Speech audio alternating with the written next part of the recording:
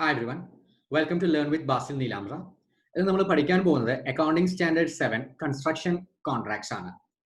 ഇപ്പോൾ accounting standard 7 construction കോൺട്രാക്റ്റുമായി ബന്ധപ്പെട്ട് വളരെ കുറച്ച് കാര്യങ്ങൾ മാത്രമാണ് നമ്മൾ ഡിസ്കസ് ചെയ്യുന്നത്. അപ്പൊ ആദ്യം നമുക്ക് അറിയേണ്ടത് ഒരു കൺസ്ട്രക്ഷൻ കോൺട്രാക്റ്റിൽ റവന്യൂ എങ്ങനെയാണ് റെക്കഗ്നൈസ് ചെയ്യേണ്ടത്.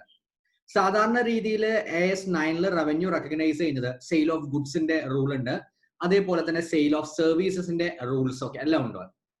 പക്ഷേ ഒരു കൺസ്ട്രക്ഷൻ കോൺട്രാക്ടറിന്റെ റവന്യൂ AS9 പ്രകാരമല്ല റെക്കഗ്നൈസ് ചെയ്യേണ്ടത്. അത് അക്കൗണ്ടിംഗ് സ്റ്റാൻഡേർഡ് 7 പ്രകാരമാണ് റവന്യൂ റെക്കഗ്നൈസ് ചെയ്യേണ്ടത്. അപ്പോൾ എങ്ങനെയാണ് റവന്യൂ റെക്കഗ്നൈസ് ചെയ്യേണ്ടത്? ആദ്യം നോക്കുന്നത് ക്യാൻ ദി ഔട്ട്പുട്ട് ബി റിയലൈവ്ലി എസ്റ്റിമേറ്റഡ് എന്ന് പറഞ്ഞാൽ എപ്പോഴാണ് ഈ കോൺട്രാക്ട് എൻഡ് ചെയ്യുന്നത്. കൺസ്ട്രക്ഷൻ കോൺട്രാക്ട് ആണ്, ഒരു ബിൽഡിംഗ് കൺസ്ട്രക്ട് ചെയ്യുന്നു. ഒരു വർഷം കൊണ്ടൊന്നും അല്ല പലപ്പോഴും കൺസ്ട്രക്ട് ചെയ്യാറ്, 2-3 വർഷം അതല്ലെങ്കിൽ അധികം വർഷം എടുക്കും. ഒരു ഡാം കൺസ്ട്രക്ട് ചെയ്യുന്നു, ഒരു റോഡ് കൺസ്ട്രക്ട് ചെയ്യുന്നു, ഒരു ഹൈവേ കൺസ്ട്രക്ട് ചെയ്യുന്നു, ഒരു ബ്രിഡ്ജ് കൺസ്ട്രക്ട് ചെയ്യുന്നു. ഇതെല്ലാം കൺസ്ട്രക്ഷൻ കോൺട്രാക്ട് ആണ്. ഇതെല്ലാം വളരെയധികം വർഷങ്ങൾ എടുത്തിട്ടായിരിക്കും പലപ്പോഴും ഇതിന്റെ പണി പൂർത്തിയാവുന്നത്. അപ്പൊ അങ്ങനെ ഇതിന്റെ ഔട്ട്പുട്ട് റിലയബിൾ ആയിട്ട് എസ്റ്റിമേറ്റ് ചെയ്യാൻ പറ്റുമെങ്കിൽ എന്ന് പറഞ്ഞാൽ എന്നാണ് കൺസ്ട്രക്ഷൻ തീരുക എന്നുള്ളത് വളരെ ക്ലിയർ ആയിട്ട് പറയാൻ പറ്റുമെങ്കിൽ, ഈ കോൺട്രാക്റ്റിൽ നിന്ന് എത്ര പ്രോഫിറ്റ് കിട്ടും എന്നുള്ളത് റിലയബിൾ ആയിട്ട് എസ്റ്റിമേറ്റ് ചെയ്യാൻ പറ്റുമെങ്കിൽ, അങ്ങനത്തെ കേസിലെല്ലാം റവന്യൂ അതേപോലെ തന്നെ കോസ്റ്റും റെക്കഗ്നൈസ് ചെയ്യേണ്ടത് പെർസെന്റേജ് ഓഫ് കംപ്ലീഷൻ മെത്തേഡിലാണ്. എന്താണ് പെർസെന്റേജ് ഓഫ് കംപ്ലീഷൻ മെത്തേഡ് എന്നുള്ളത് പിന്നീട് നമുക്ക് ഡിസ്കസ് ചെയ്യാം. ഇനി അതല്ല, ഔട്ട്പുട്ട് നമുക്ക് റിലയബിൾ ആയിട്ട് റെക്കഗ്നൈസ് ചെയ്യാൻ പറ്റുന്നില്ല, എസ്റ്റിമേറ്റ് ചെയ്യാൻ പറ്റുന്നില്ല, പ്രോഫിറ്റ് ആണോ ലോസ് ആണോ ഈ കോൺട്രാക്റ്റിൽ നിന്ന് പറയാൻ പറ്റുന്നില്ല, അങ്ങനൊരു കോൺട്രാക്ട് ഉണ്ടാവുമോ? യെസ്, ചില കേസിൽ അങ്ങനെയുള്ള കോൺട്രാക്ട് ഉണ്ടാവും. സ്പെഷ്യലൈസ്ഡ് നേച്ചറിലുള്ള ഒരു എക്സാമ്പിൾ പറയുകയാണെങ്കിൽ ഒരു അറ്റോമിക് എനർജി പ്ലാന്റ് ആണ് കൺസ്ട്രക്ട് ചെയ്യാൻ പോകുന്നത്. അങ്ങനത്തെ എല്ലാം ചില കേസിൽ നമുക്ക് റിലയബിൾ ആയിട്ട് എസ്റ്റിമേറ്റ് ചെയ്യാൻ പറ്റില്ല. എന്ന് തീരും, എപ്പോ തീരും, പ്രോഫിറ്റ് ഉണ്ടാവോ ഇല്ലേ എന്നുള്ളതൊന്നും ചില കേസിൽ നമുക്ക് റിലയബിൾ ആയിട്ട് എസ്റ്റിമേറ്റ് ചെയ്യാൻ പറ്റില്ല. അങ്ങനെ റിലയബിൾ ആയിട്ട് എസ്റ്റിമേറ്റ് ചെയ്യാൻ പറ്റുന്നില്ലെങ്കിൽ, ഔട്ട്പുട്ട് റിലയബിൾ ആയിട്ട് എസ്റ്റിമേറ്റ് ചെയ്യാൻ പറ്റുന്നില്ലെങ്കിൽ, റവന്യൂ റെക്കഗ്നൈസ് ചെയ്യേണ്ടത് only to the extent of cost incurred ആണ്. എന്ന് പറഞ്ഞാൽ പ്രോഫിറ്റ് റെക്കഗ്നൈസ് ചെയ്യരുത്. അങ്ങനെ ഔട്ട്പുട്ട് അപ്പോൾ റിലയബിൾ ആയിട്ട് റെക്കഗ്നൈസ് ചെയ്യാൻ പറ്റുന്നില്ലെങ്കിൽ റവന്യൂ പെർസെന്റേജ് ഓഫ് കംപ്ലീഷൻ മെത്തേഡിലല്ല ചെയ്യേണ്ടത്. എത്രയാണോ നിങ്ങൾക്ക് വരുന്ന കോസ്റ്റ്, ഇതെന്താണെങ്കിലും നമുക്ക് പറയാൻ പറ്റുമല്ലോ, ഈ വർഷം എത്ര കോസ്റ്റ് വന്നു അതേ എമൗണ്ട് തന്നെ ആയിരിക്കണം റവന്യൂല് കാണിക്കേണ്ടത്. ഏത് സിറ്റുവേഷനില്? ഔട്ട്പുട്ട് റിലയബിൾ ആയിട്ട് എസ്റ്റിമേറ്റ് ചെയ്യാൻ പറ്റുന്നില്ല.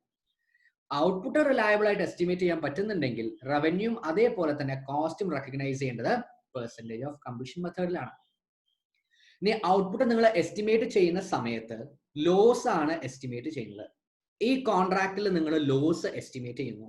അങ്ങനെ ലോസ് എസ്റ്റിമേറ്റ് ചെയ്യുകയാണെങ്കിൽ ലോസ് ഇമ്മീഡിയറ്റ് ആയിട്ട് റെക്കഗ്നൈസ് ചെയ്യണം.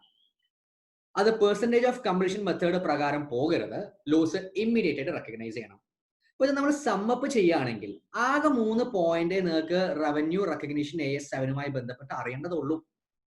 ഒന്ന്, നോർമലി റവന്യൂം കോസ്റ്റും കൺസ്ട്രക്ഷൻ കോൺട്രാക്റ്റുമായി ബന്ധപ്പെട്ട റവന്യൂം കോസ്റ്റും റെക്കഗ്നൈസ് ചെയ്യുന്നത് പെർസെന്റേജ് ഓഫ് കംപ്ലീഷൻ മെത്തേഡിലാണ്. ഇതാണ് അറിയേണ്ട ആദ്യത്തെ പോയിന്റ്. രണ്ടാമത്തെ പോയിന്റ്, നിങ്ങൾക്ക് ഔട്ട്പുട്ട് റിലയബിൾ ആയിട്ടും എസ്റ്റിമേറ്റ് ചെയ്യാൻ പറ്റുന്നില്ല. അങ്ങനെയാണെങ്കിൽ അവിടെ പ്രോഫിറ്റ് ഉണ്ടാവാൻ പാടില്ല, പ്രോഫിറ്റ് കാണിക്കാൻ പാടില്ല. എന്ന് പറഞ്ഞാൽ എത്രയാണോ കോസ്റ്റ് ഇൻകർ ചെയ്യുന്നത് ഒരു വർഷം അതേ എമൗണ്ട് തന്നെ ആയിരിക്കണം റവന്യൂ. അപ്പോഴാണ് പ്രോഫിറ്റ് ഇല്ലാതിരിക്കുക. അപ്പൊ revenue should be equal to cost അങ്ങനത്തെ സിറ്റുവേഷനിൽ. മൂന്നാമത്തെ പോയിന്റ്, നിങ്ങൾ പ്രോഫിറ്റ് കാൽക്കുലേറ്റ് ചെയ്യുന്ന സമയത്ത് നിങ്ങൾ എസ്റ്റിമേറ്റഡ് ലോസ് ആണ് പ്രതീക്ഷിക്കുന്നത്. ഇതിന്ന് ലോസ് ആണ് നിങ്ങൾ പ്രതീക്ഷിക്കുന്നത്. അത് എപ്പോഴായിക്കോട്ടെ, ചിലപ്പോൾ ഒരു കോൺട്രാക്ട് സ്റ്റാർട്ട് ചെയ്ത് കുറച്ച് കഴിയുമ്പോഴാണ് നമുക്ക് അറിയുന്നത്. ഇപ്പൊ നിങ്ങളൊരു ടെൻഡർ കോട്ട് ചെയ്തിട്ടുണ്ട്. ഇപ്പൊ നിങ്ങളൊരു ടെൻഡർ കോട്ട് ചെയ്ത സമയത്ത് 100 ആണ് നിങ്ങൾ എക്സ്പെക്ട് ചെയ്യുന്ന കോസ്റ്റ്. ഇപ്പൊ നിങ്ങളൊരു 10 രൂപ പ്രോഫിറ്റും ചേർത്തിട്ട് 110 രൂപയാണ് കോട്ട് ചെയ്യുന്നത് റവന്യൂ കൺസ്ട്രക്ഷന്റെ പ്രൈസ് ആയിട്ട്. ലാക്സ് എടുത്തോളൂ, 100 ലക്ഷം, 10 ലക്ഷം, 110 ലക്ഷം. പക്ഷെ ഇത് നിങ്ങൾ കോൺട്രാക്ട് ഒക്കെ തുടങ്ങി കുറച്ച് കഴിഞ്ഞപ്പോൾ നിങ്ങൾക്ക് മനസ്സിലായി, നിങ്ങൾ ഈ എസ്റ്റിമേറ്റ് ചെയ്ത 100 ലാക്സ് ഉണ്ടല്ലോ കോസ്റ്റ് ആയിട്ട്, ഈ പണി 100 ലക്ഷത്തിലൊന്നും നിൽക്കില്ല, ഇത് 120 ലക്ഷം ആവും. നമ്മുടെ റവന്യൂ എത്രയും നമ്മൾ കോട്ട് ചെയ്തിരിക്കുന്നത് പ്രൈസ്, സെല്ലിംഗ് പ്രൈസ് കോട്ട് ചെയ്തിരിക്കുന്നത് 110. എന്ന് പറഞ്ഞാൽ പ്രോഫിറ്റിന് പകരം ഇവിടെ ലോസ് ആണ് വരുന്നത്. അപ്പൊ ഇങ്ങനെ ലോസ് എസ്റ്റിമേറ്റ് ചെയ്യുന്നുണ്ടെങ്കിൽ ലോസ് എപ്പോഴാണോ നിങ്ങൾ എസ്റ്റിമേറ്റ് ചെയ്യുന്നത് ഇമ്മീഡിയറ്റ് ആയിട്ട് P&L റെക്കഗ്നൈസ് ചെയ്യണം. ഇതാണ് മൂന്നാമത്തത്. അപ്പൊ ഈ 3 കാര്യങ്ങൾ മാത്രം അറിഞ്ഞാൽ മതി AS7 റവന്യൂ റെക്കഗ്നിഷനിൽ. Next, percentage of completion method. എങ്ങനെയാണ് ഈ പെർസെന്റേജ് കാൽക്കുലേറ്റ് ചെയ്യേണ്ടത്? ഒന്നെങ്കിൽ നിങ്ങൾക്ക് കോസ്റ്റ് ബേസ് ചെയ്തിട്ട് കാൽക്കുലേറ്റ് ചെയ്യാം.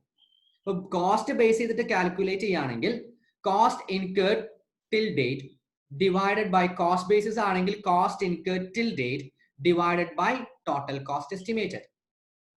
അപ്പൊ ഇതുവരെ എത്രയാണോ cost divided by total cost ചെയ്താൽ നിങ്ങൾക്ക് പെർസെന്റേജ് കിട്ടും. ഒരു എക്സാമ്പിൾ പറയുകയാണെങ്കിൽ നിങ്ങൾ എസ്റ്റിമേറ്റ് ചെയ്യുന്ന കോസ്റ്റ് 100 ആണ്. ഈ വർഷം നിങ്ങൾ 60 കോസ്റ്റ് ഉള്ള പണി ചെയ്തിട്ടുണ്ടെങ്കിൽ 60/100 60% ആണ് കംപ്ലീറ്റ് ചെയ്തത്. ഇപ്പൊ ഈ വർഷത്തെ P&L റവന്യൂ എത്ര കാണിക്കണം? എത്രയാണോ നിങ്ങളുടെ റവന്യൂ ടോട്ടൽ ഉള്ളത് അതിന്റെ 60% റവന്യൂ ആയിട്ട് കാണിക്കാം. കോസ്റ്റ് എത്ര കാണിക്കും? എത്രയാണോ കോസ്റ്റ് ഉള്ളത് ടോട്ടൽ കോസ്റ്റ് ഉള്ളത് അതിന്റെ 60% കാണിക്കാം. ഇനി അതല്ലാതെ സർവേ മെത്തേഡ് ഉണ്ട്, അതല്ലാതെ ഏതെങ്കിലും റീസണബിൾ മെത്തേഡ് ഉണ്ടെങ്കിൽ അതെല്ലാം യൂസ് ചെയ്യാം. ബട്ട് എക്സാമിനേഷൻ പോയിന്റ് ഓഫ് വ്യൂവില് ബേസ്ഡ് ഓൺ കോസ്റ്റ് ആണ് അധികം എക്സാമിനേഷന് ചോദിക്കുക. അപ്പൊ നമുക്കൊരു പ്രോബ്ലം ചെയ്ത് നോക്കാം നിങ്ങളുടെ കോൺസെപ്റ്റ് ക്ലിയർ ആക്കാൻ വേണ്ടിയിട്ടാണ്. Question number 1. X Limited got a contract for construction of a dam which takes 3 years to complete. The contract revenue is 1,000 crores and there are no changes in estimation of revenue in 3 years. The total estimated cost is rupees 800 crore as of year 1, which is revised to 820 crore at the end of year 2 and year 3. Actual cost incurred after year 1 is rupees 350 crore, year 2 550 crore and year 3 is 820 crore. Compute the percentage of completion at the end of each year and revenue to be recognized in respect of each year. The percentage of completion നമ്മൾ പഠിക്കാൻ പോകുന്നു. അതേപോലെ തന്നെ എത്ര revenue ആണ് recognise ചെയ്യേണ്ടതെന്നുള്ള ക്വസ്റ്റ്യനും നമ്മൾ practice ചെയ്യാൻ പോകുന്നു. അപ്പൊ ആദ്യം നമ്മൾ കോസ്റ്റ് ഓഫ് കംപ്ലീഷൻ കണ്ടുപിടിക്കുന്നു, പെർസെന്റേജ് ഓഫ് കംപ്ലീഷൻ കണ്ടുപിടിക്കുന്നു. പെർസെന്റേജ് ഓഫ് കംപ്ലീഷൻ കണ്ടുപിടിക്കുന്ന മെത്തേഡ് ഇതായിരുന്നു. Percentage of completion equal to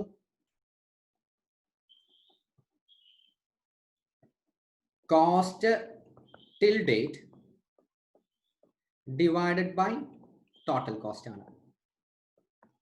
അപ്പൊ നമുക്ക് 3 years തന്നിട്ടുണ്ട്. First year, second year and third year. Question തന്നിരിക്കുന്നത് എത്രയാണ് construction contract. Total estimated cost 800 crore as of year 1. അപ്പോൾ ടോട്ടൽ കോസ്റ്റ് നമ്മൾ എസ്റ്റിമേറ്റ് ചെയ്യുന്നത് ഇയർ 1 800 crore ആണ്. സാധാരണ ഇയർ 2ലും ഇയർ 3ലും 800 crore തന്നെയാണ് വരേണ്ടത്. പക്ഷെ ഇവിടെ ഒരു കാര്യം പറഞ്ഞിട്ടുണ്ട്, which is revised to 820 crore at the end of year 2 and year 3. അപ്പൊ ഇയർ 2ഉം ഇയർ 3 ആയപ്പോൾ തന്നെ നമ്മൾ എസ്റ്റിമേറ്റ് ചെയ്യുന്ന ടോട്ടൽ കോസ്റ്റ് 800ൽ നിൽക്കില്ല, 820 ആവും. ഇനി കോസ്റ്റ് ടിൽ ഡേറ്റ്, ഈ വർഷം ഫസ്റ്റ് ഇയറിൽ എത്രയാണ് കോസ്റ്റ് ആയിരിക്കുന്നത്? 350 crore ആണ് ഫസ്റ്റ് ഇയറിൽ. Actual cost incurred after year 1 is 350 crore, year 2 550 and year 3 820. So year 2 550, year 3 പണി പൂർത്തിയാകുന്നതോടുകൂടി 820. So percentage of completion ചോദിച്ചിട്ടുണ്ടെങ്കിൽ cost till date divided by total cost ആണ്. ഇത് B divided by A. അപ്പൊ നമ്മുടെ calculator എടുത്തിട്ട് calculate ചെയ്ത് നോക്കുക. 350 divided by 800 equal to 43.75% ആണ്. അപ്പൊ അപ്രോക്സിമേറ്റ്ലി നമുക്ക് 44% എന്ന് പറയാം. 44%. സെക്കൻഡ് ഇയറിൽ cost till date 550 divided by 820 67%. And third ഇയറിൽ 100%. ഇനി അടുത്ത ക്വസ്റ്റ്യൻ ചോദിച്ചത് റവന്യൂ എത്രയാണ്. അപ്പൊ ഇതാണ് ആദ്യം ചോദിച്ചത്, percentage of completion. First part തീർന്നു, percentage of completion. Next question ചോദിച്ചത് റവന്യൂ എത്ര റെക്കഗ്നൈസ് ചെയ്യണം എന്നാണ്. റവന്യൂ എങ്ങനെ റെക്കഗ്നൈസ് ചെയ്യുക? നമ്മൾ പഠിച്ചിട്ടുണ്ടായിരുന്നു, ടോട്ടൽ എത്രയാണോ കോൺട്രാക്ടിന്റെ റവന്യൂ, ടോട്ടൽ കോൺട്രാക്ട് റവന്യൂ അല്ലെങ്കിൽ contract price multiplied by percentage of completion ആണ്. ടോട്ടൽ കോൺട്രാക്ട് റവന്യൂ എത്രയുണ്ട്? ക്വസ്റ്റ്യനിൽ തന്നിട്ടുണ്ട് total contract revenue is 1000 crore and അവിടെ ഒരു ചേഞ്ചും ഇല്ല എന്നാണ് പറയുന്നത്. ഫസ്റ്റ് ഇയറിൽ 1000 crore ആണ്, അതിന്റെ 44% ആണ് percentage of completion. Second year total contract revenue remains the same 100 into percentage of completion 67. Third year 100,000 into 100%.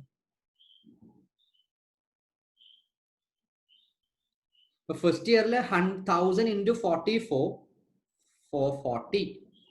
Second year, third year, vyathasam 1,000 into 67, 670 ആണ് നിങ്ങൾ റെക്കോർഡ് ചെയ്യേണ്ടത്. അക്യുമുലേറ്റഡ് ആണ് അല്ലെ? തേർഡ് ഇയർ ആകുമ്പോഴേ സെക്കൻഡ് ഇയർ ആകുമ്പോഴേക്കിന് 67% നിങ്ങൾ റെക്കോർഡ് ചെയ്യണം. But first ഇയറിൽ already നിങ്ങൾ എത്ര റെക്കോർഡ് ചെയ്ത് കഴിഞ്ഞു? 440 റെക്കോർഡ് ചെയ്ത് കഴിഞ്ഞു. ഇപ്പൊ സെക്കൻഡ് ഇയറിൽ എത്ര റെക്കോർഡ് ചെയ്യേണ്ടത്? 670 ആണ് റെക്കോർഡ് ചെയ്യേണ്ടത് ടോട്ടൽ. അതിൽ ഫസ്റ്റ് ഇയറിൽ ഓൾറെഡി നിങ്ങൾ 440 റെക്കോർഡ് ചെയ്തിട്ടുണ്ട്. അപ്പൊ 670 മൈനസ് 440. ഇപ്പൊ ഇയർ 1 റെക്കഗ്നൈസ് ചെയ്തത് മൈനസ് ചെയ്യണം.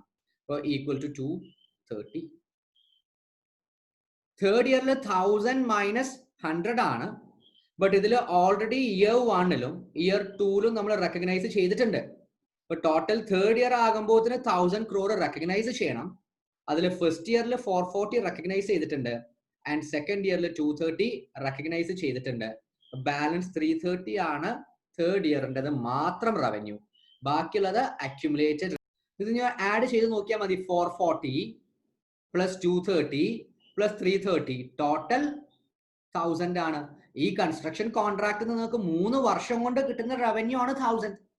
പെർസെന്റേജ് ഓഫ് കംപ്ലീഷൻ ചെയ്യുമ്പോൾ in multiplied by percentage of completion ഉണ്ട്. Total contract revenue multiplied by percentage of completion. First year ആകുമ്പോൾ ടോട്ടൽ കോൺട്രാക്ട് റവന്യൂ 1000 ആണ് ഇൻറ്റു 44.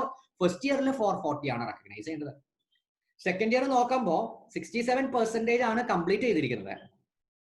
ബട്ട് അതിൽ ഓൾറെഡി 23% നമ്മൾ 44% നമ്മൾ ഓൾറെഡി ഫസ്റ്റ് ഇയറിൽ കംപ്ലീറ്റ് ചെയ്തിട്ടുണ്ട്. സെക്കൻഡ് ഇയറിനെ മാത്രം നമ്മൾ ഇത് എവിടെ കാണിക്കാൻ പോകുന്നത്? പ്രോഫിറ്റ് ആൻഡ് ലോസ് അക്കൗണ്ടിലാണ്. പ്രോഫിറ്റ് ആൻഡ് ലോസ് അക്കൗണ്ടിൽ നിങ്ങൾക്ക് അറിയാം, പ്രോഫിറ്റ് ആൻഡ് ലോസ് അക്കൗണ്ടിൽ ഒരു വർഷത്തെ എക്സ്പെൻസും ഒരു വർഷത്തെ ഇൻകം കാണിക്കാൻ പാടുള്ളൂ. ഈ 67% എന്ന് പറയുന്നത് സെക്കൻഡ് ഇയർ ഫസ്റ്റ് ഇയറും സെക്കൻഡ് ഇയറും ചേർത്തിട്ടാണ്.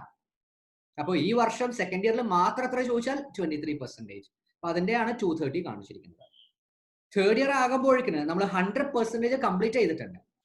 പക്ഷെ തേർഡ് ഇയറിൽ മാത്രം എടുത്ത പണി എത്ര ചോദിച്ചിട്ടുണ്ടെങ്കിൽ ഫസ്റ്റ് ഇയറും സെക്കൻഡ് ഇയറും ചേർത്തിട്ട് 67, തേർഡ് ഇയറിൽ മാത്രം എടുത്ത പണി 33% ആണ്. അപ്പൊ 1000 into 330 ഇങ്ങനെയും കണ്ടുപിടിക്കാം. ഇതിന്റെ സെക്കൻഡ് ക്വസ്റ്റ്യൻ, റവന്യൂ ഈച്ച് ഇയറിൽ എത്ര കാണിക്കണം? എപ്പോഴും ഓർക്കണം, റവന്യൂ പ്രോഫിറ്റ് ആൻഡ് ലോസ് അക്കൗണ്ടിൽ ഒരു വർഷത്തതാണ് കാണിക്കേണ്ടത്.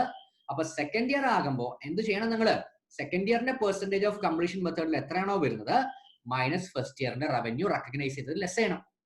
തേർഡ് ഇയർ ആകുമ്പോൾ തേർഡ് ഇയറിന്റെ പെർസെന്റേജ് ഓഫ് കംപ്ലീഷൻ ആകുമ്പോൾ കംപ്ലീറ്റ് റെക്കോർഡ് ചെയ്തിട്ടുണ്ടാവും തേർഡ് ഈ കേസിൽ. പക്ഷെ ഇതിൽ ഓൾറെഡി സെക്കൻഡ് ഇയറിലും ഫസ്റ്റ് ഇയറിലും റവന്യൂ റെക്കഗ്നൈസ് ചെയ്തിട്ടുണ്ട്, അത് കുറയ്ക്കണം. ക്ലിയർ? സോ നെക്സ്റ്റ് ക്വസ്റ്റ്യനിലോട്ട് പോകുന്നു. Second question, a contractor is constructing 4-floor building for rupees 2 crore and a total estimated cost is 1.5 crore. അപ്പോൾ നമ്മൾ എക്സ്പെക്ട് ചെയ്യുന്ന കോൺട്രാക്ടർ റവന്യൂ 2 crore ആണ്. ഇനീഷ്യൽ എഗ്രിമെന്റ് പ്രകാരം 1.5 crore ആണ്. ഒരു 4 നില ബിൽഡിംഗ് ആണ് കൺസ്ട്രക്ട് ചെയ്യുന്നത്. On 31st March 2009, customer requested to construct 2 additional floors and revenue is increased to 3 crore. ഇപ്പൊ കസ്റ്റമർ എന്ത് റിക്വസ്റ്റ് ചെയ്തു? 4 പോരാ, ഒരു 2 ഫ്ലോറും കൂടി കൂടുതൽ കൺസ്ട്രക്ട് ചെയ്യണം. പകരം 2 കോടി റവന്യൂ ആക്കണ്ട, നിങ്ങൾ എത്ര ചാർജ് ചെയ്തോളൂ? 3 കോടി രൂപ റവന്യൂ ചാർജ് ചെയ്തോളൂ. റവന്യൂ ഇൻക്രീസ് ചെയ്തിട്ടുണ്ട് selling price. Revise total estimated cost will be 2 crore. പണ്ട് 1.5 crore ആയിരുന്നു. ഇപ്പൊ റിവൈസ്ഡ് എസ്റ്റിമേറ്റഡ് കോസ്റ്റ് എത്രയായി? 2 ബിൽഡിംഗും കൂടി 2 ഫ്ലോറും കൂടി എക്സ്ട്രാ കൺസ്ട്രക്ട് ചെയ്യുന്നു. അപ്പൊ ഇപ്പോഴത്തെ ടോട്ടൽ കോസ്റ്റ് ചേഞ്ച് ചെയ്തു. റിവൈസ്ഡ് ടോട്ടൽ കോസ്റ്റ് 2 crore ആണ്. Both parties agree to the revision. Cost incurred till the balance sheet date is 1 crore. ഇതുവരെ 1 crore ആണ്. But determine the percentage of completion. നിങ്ങൾക്ക് അറിയാം, percentage of completion calculate ചെയ്യുന്നത് cost till date divided by total cost into 100 ആണ്. എത്ര cost till date തന്നിട്ടുണ്ട്? 1 crore. എത്രയാണ് total cost? Revise ചെയ്ത കോസ്റ്റ് 2 crore into 100. അപ്പൊ 1/2 into 100 equal to 50%. ഇപ്പൊ റിവിഷൻ നടത്തിയിട്ടുണ്ടെങ്കിൽ, കോസ്റ്റിൽ റിവിഷൻ നടത്തിയിട്ടുണ്ടെങ്കിൽ എങ്ങനെ പെർസെന്റേജ് ഓഫ് കംപ്ലീഷൻ കണ്ടുപിടിക്കാന്നുള്ള കോൺസെപ്റ്റും പഠിച്ചു കഴിഞ്ഞു. Moving forward, question number 3. D Limited accepted a bridge construction contract for 100 crore on 1st January 2019. Company does not have experience in construction of bridges. As on 31st March 2019, contract cost incurred is 3 crore. അപ്പോൾ നമ്മൾ construction കോൺട്രാക്റ്റിൽ estimate ചെയ്യുന്നത് 100 crore ആണ്. ഇതുവരെ നമ്മൾ 3 crore ആണ് spend ചെയ്തിരിക്കുന്നത്. പക്ഷെ എന്തില്ല, കൺസ്ട്രക്ഷൻ ഓഫ് ബ്രിഡ്ജിന്റെ എക്സ്പീരിയൻസ് ഇല്ല. As this kind of contract is the first time for the company and it is at early stage, it is not able to estimate total cost and outcome of the company, determine how much amount of revenue can be recognized by the company for the year ended 31st March. Revenue എത്രയാണ് recognise ചെയ്യേണ്ടത്? നമ്മൾ first ഒരു chart കാണിച്ചു തന്നിട്ടുണ്ടായിരുന്നു. 3 കാര്യങ്ങളെ നിങ്ങൾക്ക് പഠിക്കേണ്ട ആവശ്യമുള്ളൂ. അതിൽ ആദ്യത്തെ കാര്യം എന്ന് പറയുന്നത് റവന്യൂ ആണെങ്കിലും കോസ്റ്റ് ആണെങ്കിലും റെക്കഗ്നൈസ് ചെയ്യേണ്ടത് profit and loss account recognize ചെയ്യേണ്ടത് പെർസെന്റേജ് ഓഫ് കംപ്ലീഷൻ മെത്തേഡ് ആണ്. ഇതാണ് ആദ്യത്തെ കോൺസെപ്റ്റ്. രണ്ടാമത്തെ കോൺസെപ്റ്റ് എന്ന് പറഞ്ഞിട്ടുണ്ടെങ്കിൽ നിങ്ങൾക്ക് ഔട്ട്കം എസ്റ്റിമേറ്റ് ചെയ്യാൻ പറ്റുന്നില്ലേ? ഈ ക്വസ്റ്റ്യൻ അത് പറയുന്നുണ്ട്. ഔട്ട്കം എന്ത് ചെയ്യാൻ പറ്റുന്നില്ല? Not able to estimate the total cost and outcome. പുതിയ കൺസ്ട്രക്ഷൻ ആണ്, ആദ്യമായിട്ടാണ് ബ്രിഡ്ജ് കൺസ്ട്രക്ട് ചെയ്യുന്നത്. അപ്പൊ ഔട്ട്കം അല്ലെങ്കിൽ ടോട്ടൽ കോസ്റ്റ് എസ്റ്റിമേറ്റ് ചെയ്യാൻ പറ്റുന്നില്ല. ടോട്ടൽ കോസ്റ്റ് എസ്റ്റിമേറ്റ് ചെയ്യാൻ പറ്റുന്നില്ലേ? അങ്ങനെയാണെങ്കിൽ പ്രോഫിറ്റ് റെക്കഗ്നൈസ് ചെയ്യരുത് ആ വർഷം എന്ന് പറഞ്ഞിട്ടുണ്ടെങ്കിൽ എത്രയായിരിക്കും റവന്യൂ റെക്കഗ്നൈസ് ചെയ്യേണ്ടത്? എത്രയാണോ കോസ്റ്റ് അത് തന്നെ ആയിരിക്കണം റവന്യൂ. അപ്പോഴാണ് പ്രോഫിറ്റ് ഇല്ലാതാവുന്നത്. ഈ ക്വസ്റ്റ്യനിൽ എത്രയാണ് ഈ വർഷത്തെ കോസ്റ്റ് വന്നിരിക്കുന്നത്? 3 crore. റവന്യൂ എത്ര റെക്കഗ്നൈസ് ചെയ്യുക? എത്രയാണോ കോസ്റ്റ് ഉള്ളത് അത്രയാണ് റവന്യൂ റെക്കഗ്നൈസ് ചെയ്യേണ്ടത്. അപ്പൊ എത്ര ഈ വർഷത്തെ കോസ്റ്റ്? 3 crore. അപ്പൊ റവന്യൂ എത്രയാ? 3 crore ആണ്. അപ്പൊ നമ്മൾ percentage of completion method use ചെയ്തിട്ട് എങ്ങനെ റവന്യൂ കണ്ടുപിടിക്കണം എന്നുള്ളത് പഠിച്ചു. രണ്ട്, പെർസെന്റേജ് ഓഫ് കംപ്ലീഷൻ മെത്തേഡിലെ എസ്റ്റിമേറ്റ് ചേഞ്ച് ചെയ്തിട്ടുണ്ടെങ്കിൽ എങ്ങനെ പെർസെന്റേജ് ഓഫ് കംപ്ലീഷൻ മെത്തേഡ് കണ്ടുപിടിക്കണം എന്നുള്ളതും പഠിച്ചു കഴിഞ്ഞു. മൂന്നാമത്തത് ഔട്ട്കം അറിയില്ലെങ്കിൽ റവന്യൂ എത്രയാണ് റെക്കഗ്നൈസ് ചെയ്യേണ്ടതെന്നുള്ള കോൺസെപ്റ്റും പഠിച്ചു കഴിഞ്ഞു. Moving forward, question number 4. Baby Limited undertook a construction contract for rupees 50 crore in April 2018. Cost of construction was initially estimated at rupees 35 crore. The contract is to be completed in 3 years. While executing the contract, company estimated the cost of completion of contract at rupees 53 crore. Does the company need to provide for expected loss for the year ended 31st March 2019? Baby limited construction start ചെയ്തു. ആ സമയത്ത് അവരുടെ construction contract revenue estimate ചെയ്യുന്നത് 50 crore ആണ്. അവർ coat ചെയ്യുന്നത് ടെൻഡറിൽ. Initially cost estimate ചെയ്യുന്നത് 35 ആണ്. എന്ന് പറഞ്ഞാൽ എത്ര പ്രോഫിറ്റ് എസ്റ്റിമേറ്റ് ചെയ്യുന്നുണ്ട്? സെയിൽസ് പ്രൈസ് 50ഉം കോസ്റ്റ് 35ഉം പ്രോഫിറ്റ് എസ്റ്റിമേറ്റ് ചെയ്യുന്ന പ്രോഫിറ്റ് 15 ആണ്. പക്ഷെ കോൺട്രാക്ട് സ്റ്റാർട്ട് ചെയ്തപ്പോ എന്ത് സംഭവിച്ചു? While executing the contract company estimate the cost of completion contract at 53. Start ചെയ്തപ്പോഴാണ് അവർക്ക് മനസ്സിലായത് 35 crore ഈ പണി പൂർത്തിയാക്കാൻ പറ്റില്ല. എത്ര വേണം? 53 ആണ് കോസ്റ്റ്.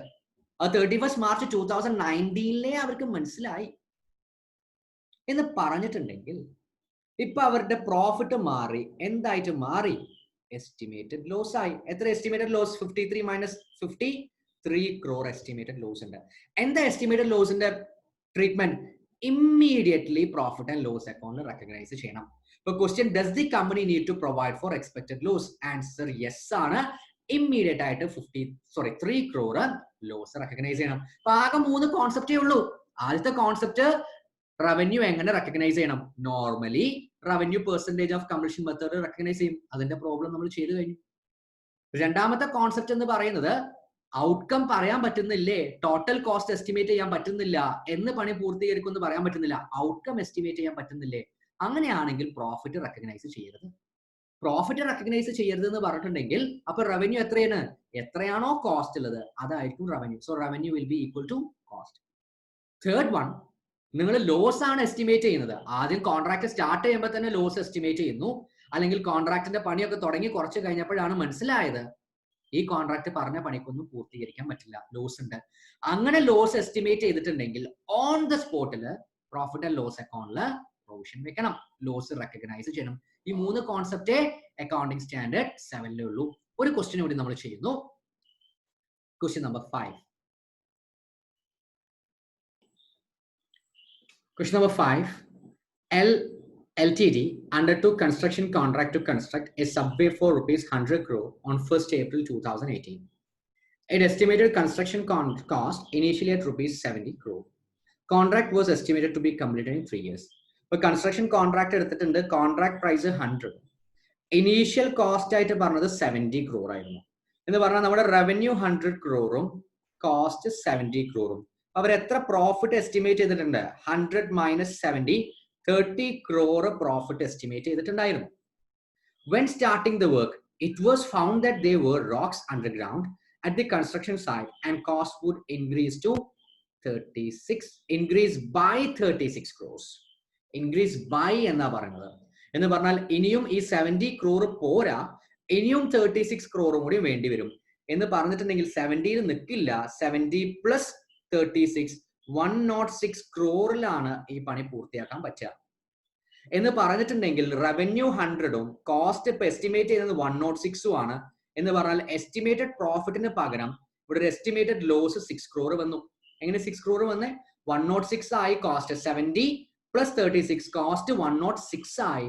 100 മാത്രമേ പ്രോഫിറ്റ് ഉള്ളൂ, സോറി സെല്ലിംഗ് പ്രൈസേ ഉള്ളൂ, റവന്യൂ ഉള്ളൂ. അപ്പൊ 106 minus 100, 6 crore ലോസ് ആണ്. Company want to provide for the expected loss of 2 crore per annum. Is the treatment correct? For 3 yearsലാണ് ഇത് കംപ്ലീറ്റ് ചെയ്യുന്നത്. അവർ എക്സ്പെക്ട് ചെയ്യുന്ന ലോസ് 6 crore ആണ്. അപ്പൊ 6 divided by 3, each year 2 crore കാണിച്ചാൽ മതിയോ? ഇത് ശരിയാണോ? എന്താ നിങ്ങളുടെ അഭിപ്രായം? ഇത് തെറ്റാണ്. എസ്റ്റിമേറ്റഡ് ലോസ് നിങ്ങൾ എപ്പോഴാണോ പ്രതീക്ഷിക്കുന്നത്, ഏത് വർഷമാണോ നിങ്ങൾക്ക് അറിയുന്നത് ഇത് ലോസ് ആണ് എന്ത് ചെയ്യാന്നുള്ളതെങ്കിൽ അപ്പൊ തന്നെ 100% പ്രൊവിഷൻ വെക്കണം. 100% ലോസ് P&L റെക്കഗ്നൈസ് ചെയ്യണം. ഘട്ടം ഘട്ടമായിട്ടില്ല. ഡിവൈഡഡ് ബൈ 3 ഒന്നും ചെയ്യാൻ പറ്റില്ല. ഈ വർഷം തന്നെ നിങ്ങൾക്ക് ലോസ് ആണെന്ന് ഉറപ്പായിട്ടുണ്ടെങ്കിൽ 6 crore ഇമ്മീഡിയറ്റ് ആയിട്ട് P&L റെക്കഗ്നൈസ് ചെയ്യണം. അപ്പൊ ട്രീറ്റ്മെന്റ് തെറ്റാണ്. Correct treatment 6 crore immediately profit and loss അക്കൗണ്ടിൽ ലോസ് റെക്കഗ്നൈസ് ചെയ്യണം.